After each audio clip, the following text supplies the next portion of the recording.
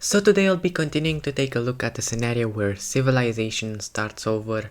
In the last episode we saw some pretty interesting things happen, like some more exploration and the colony by the Deerlandians being made over here in North America. Also we saw Hibernia keeping expanding and exploring over here in South America, and we saw a failed civil war over here in the Second Romani Republic. But at the end of the last video we saw a coalition form over here against Derlandia, as we saw the Diamond Alliance, which was initially the North Roman Ivorian Alliance, get a lot more members and going to war against Derlandia in a coalition against them. And in this episode we'll see how this coalition plays out. So let's stop yapping and get straight into this video. So from where we left off, we'll go over to Derlandia and the Derlandian coalition, as the coalition started over Derlandia declaring war on Nambium, and this is exactly what they will keep for now doing. They haven't fought Nambium in a very long time, so this comes as a disadvantage for both of them, but Derlandia was a bit more prepared, so they'll do pretty well against the battle with them. But Derlandia has an extra strategy over Nambium, and this is that they will not send troops over here through the Norwegian part, which is a mistake they did in the last 2 wars, as this part is pretty frozen and pretty mountainous. Instead they'll send their divisions over in here towards the Swedish part, take their capital, and from there reduce them to nothingness. And this is their strategy that they will apply, and this will be a pretty dang good strategy as they are getting close to their capital, which is pretty dang good for them, and this is by far their best shot against Nambium, and this is by far their most successful war against them for now. Although they do get stopped right on the doorsteps of the capital, and Nambium, with the help of Finland, will be successful in repelling the Landian forces for now, letting their capital breathe a little bit better and send some troops over in here, causing a bit of a hazard for the Derlandian forces. But for now Derlandia is pretty well mobilized over in here, so they will not fall completely. But then going over here to Eastern Europe, oh well, when Derlandia sees themselves in a war with North Romia being able to reclaim their old lands, they immediately go in and start taking lands from them, totally smashing them around. They kinda go ham on them, they smash through their border, they take the entirety of the border, and now this leads to some pretty interesting relations between them and Ivoria. They're at war, so this doesn't help, but they've been here, they had a border with each other for a very long time, so it's pretty weird to see them now as enemies, but this will not stop them from duking it out. More exactly, Derlandia will go over their border with Ivoria and start also invading them. Now their main forces are not focused in there, they are mostly focused on Nambium and North Romia, so for now the advancements will be a bit small, but also they do go quite a bit into Ivoria to kind of, well, stop them from fighting them. But after this they will use this opportunity to go even more and attack North Romia, as they hope to retake control over them. If you remember, they gained independence a few episodes ago in that rebellion they had, and they were supplied by a lot of the Russian countries. Therefore this is why they are all in this coalition now, as they developed some pretty friendly relations. But it's about here that North Romia finally stops the Derlandian advancements. Now we'll see North Romia starting to do some pushbacks of their own, and now they cut back to the border with Derlandia, retake these lands that they used to own. But overall the advancements stop around here, with a pretty big stalemate taking place.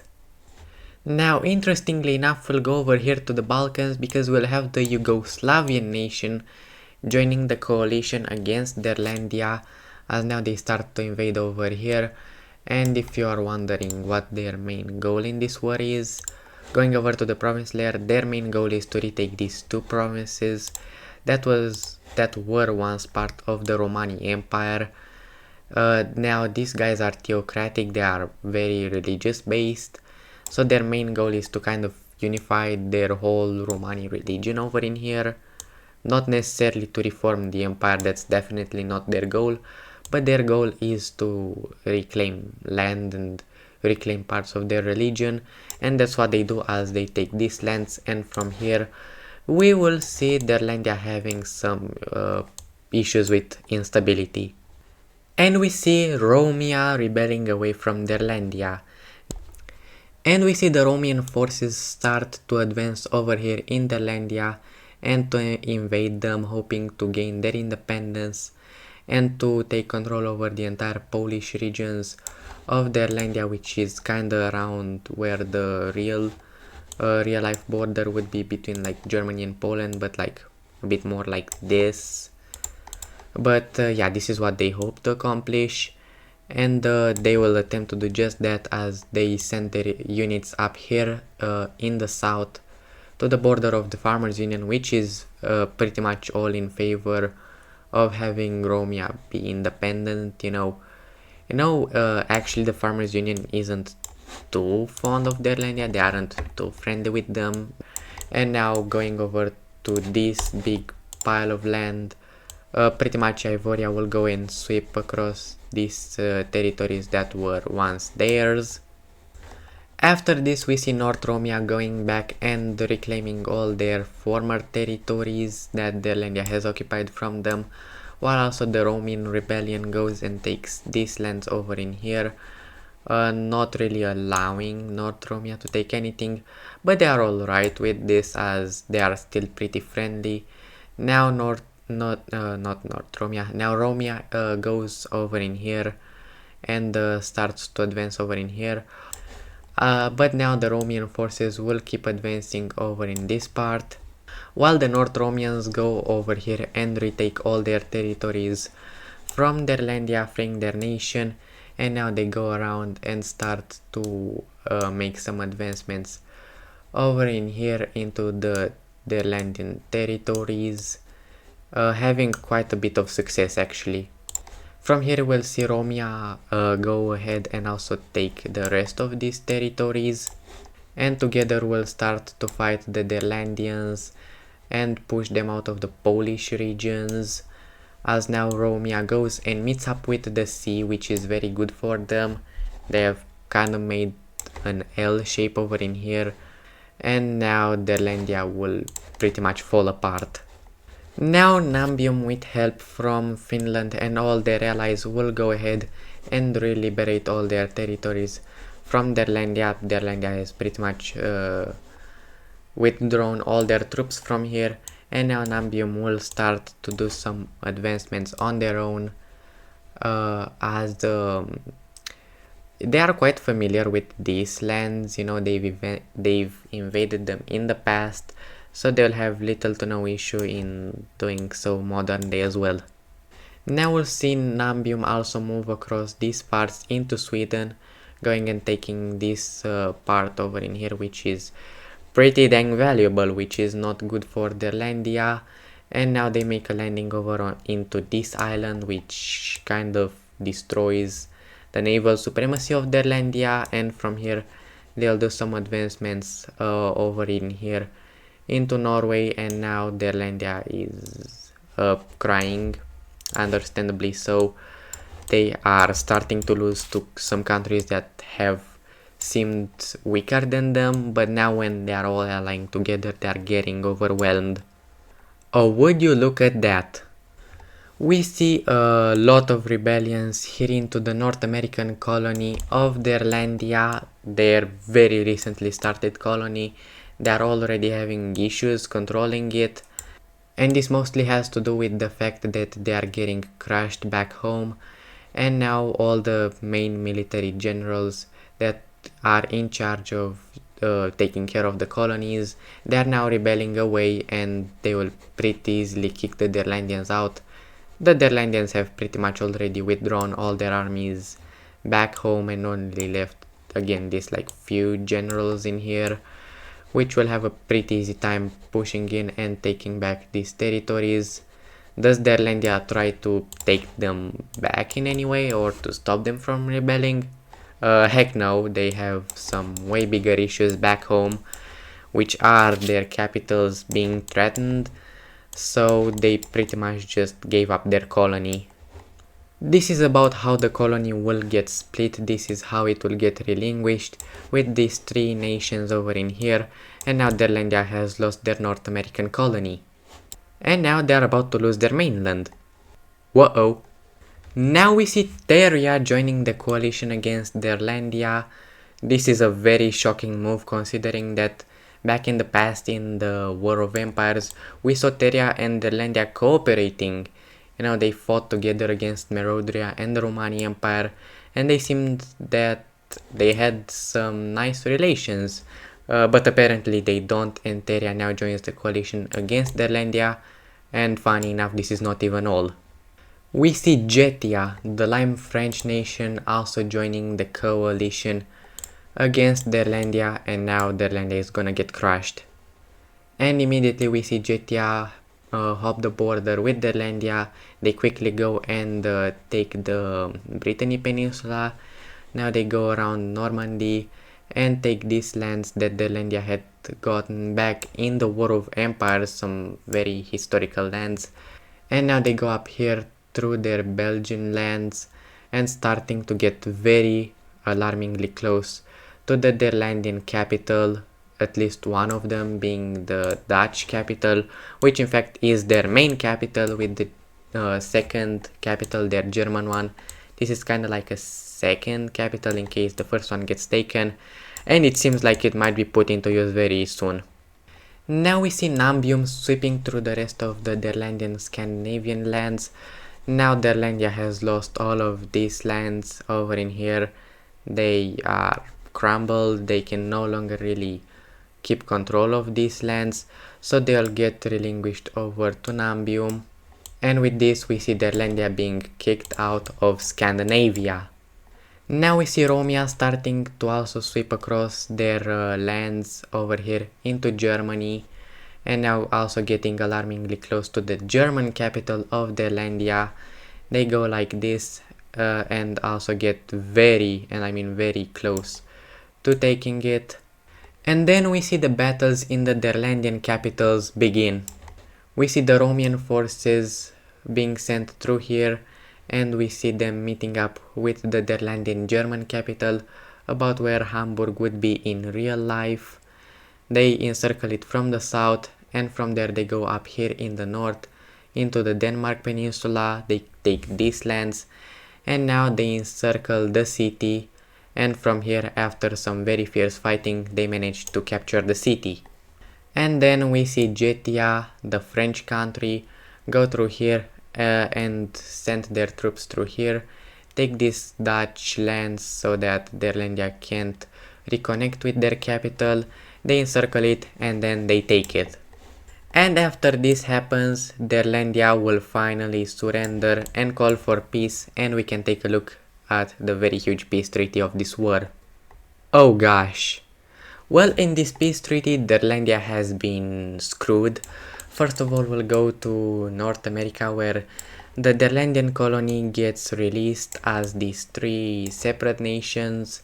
This kind of seafoam greenish country, the little New England nation in here, and the Newfoundland in here. These three nations have broke away from Derlandia and are now independent.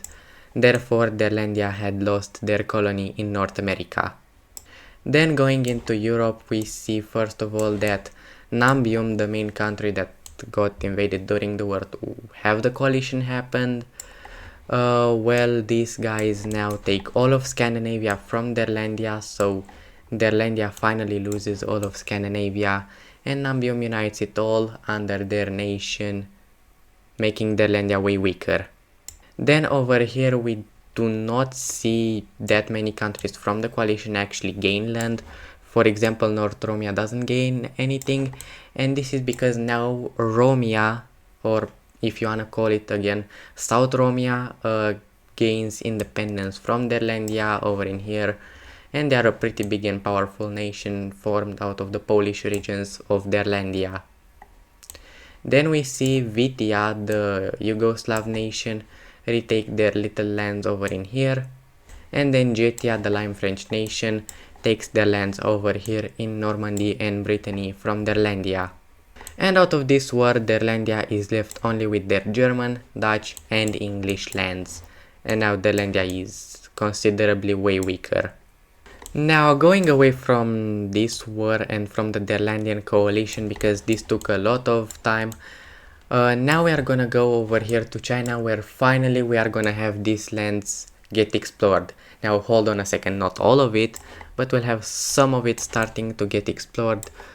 First of all, we'll have some explorations take place over here into the Vietnamese regions, and some pretty successful exploration takes place in here, also discovering this little Chinese island.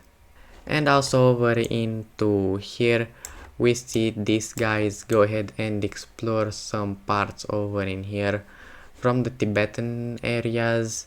And first of all, the one to kind of look at potentially taking these regions is this Pakistani nation in here. They are pretty, not expansionist, but they do like the ideas of becoming bigger. Not really expansionist, but more so imperialist kind of. Anyway, it doesn't matter, as now we see even more parts over in here. I'm not sure if I accidentally just made them discover the Himalayan mountains. I hope I didn't, but whatever. And for the final explorations over here into China, they'll take place over here in Mongolia. We see Haurus and the new Chinese nation, or my bad, Mongolian.